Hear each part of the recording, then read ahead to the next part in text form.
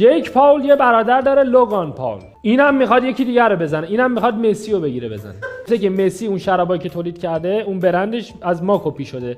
یا بیا تو رینگ مبارزه کنیم، شکایتمو پس بگیرم، یا میرم دنبال شکایت. شما چی خوردین که میخواید تمام اسطورهای ما رو بزنید؟ دست گذاشتید رو اسطورهایی که مطمئنید نمیتونن از خودشون دفاع کنن. تایسون که چند سالشه الان، 60 70 داره. مسی که به جز توپ اصلا با کسی تا حالا درگیر نشده. پیشنهاد خوبیه، یه آلترناتیو به جای شکایت.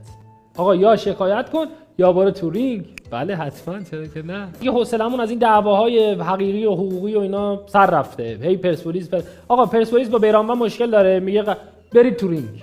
آقای درویش با آقای بیرانوند برن تو رینگ. آقای پایان رفعت با آقای پورغلامی برن تو سرویس، حالا رینگ نه. ببینیم کی بیشتر بالاخره. آقای محمود فکری با خودش بره تو رینگ. یک بار برای همیشه مشکلش رو با خودش حل کنه. علی دایی با علیرضا دایی برن تو رینگ. آرزوی موفقیت برای آقای دایی.